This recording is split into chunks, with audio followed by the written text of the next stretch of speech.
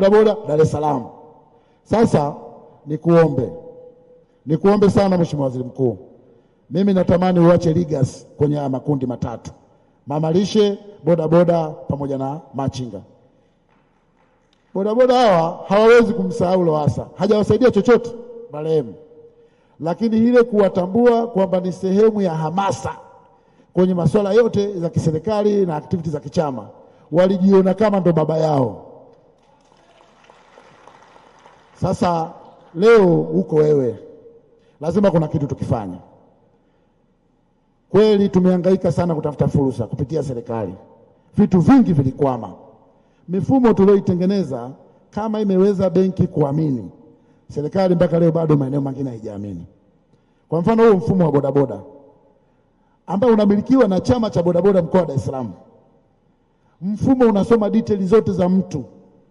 Tumejaribu kushare kwenye maeneo mengi, lakini watu waliokuja kutusikiliza na baadaye kutoa mikopo ni CRDB benki.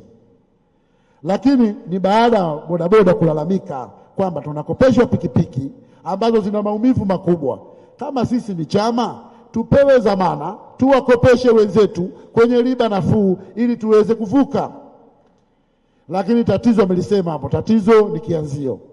Sasa kama mama ametenga B200 kwa ajili ya kuwabeba hao, mimi nadhani hiyo ingependeza sana kuwa ndo kianzio, alafu bodaboda aende pale na kitambulisho chake tu na leseni akachukue pikipiki. Kwa sababu hata wale mkataba wao CRDB wanasema pikipiki inauzwa milioni 3. Lete basi hata 600,000, lakini ile 600,000 sio kwa maana yote unalipa pikipiki. Kuna karibuni 200,000 ni kwa ajili ya bima, kwa ajili ya matibabu na vitu vingine vyote. Sasa kama serikali kweli na nia ya kusaidia watu hawa, Mheshimiwa Waziri Mkuu, acha legacy kwenye jambo hili.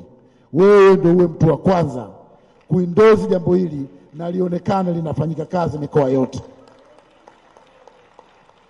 Lakini kama hilo tunapata ugumu kupitia hivi vyama, kwa sababu hivi vyama havina utaratibu wa kikodi wala utaratibu wa kibiashara, kwa sababu vyama vyao ni non profit.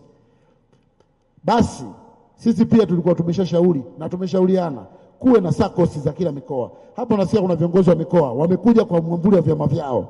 Basi vile vyama viwe na SACCOS, ili SACCOS kwa sababu ni taasisi ya kifedha, ile SACCOS kama hela mtaweka benki, kwa sababu inawezekana si hatuaminiki, hawa watu hawaaminiki. Basi zile SACCOS ziwe na mikataba na benki, wao wenyewe wakopeshane kwa utaratibu wao, benki kazi yao kwenda kulilizi tu. Hilo pia linawezekana.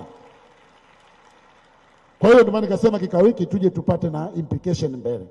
Kwa hiyo ama vitumike vyama vyao kama tunavyotumia mkoa wa Dar es Salaam kwenye mabenki, wapate dhamana kwenye mikoa na kwenye wilaya zao, ama basi kila wilaya kupitia vyama hivi vya mikoa vitengeneze SACCOS, serikali iweze kuendorse mtaji mdogo kwenye hizi benki, afu benki ziendelee kuwakopesha hawa kwa masharti nafuu.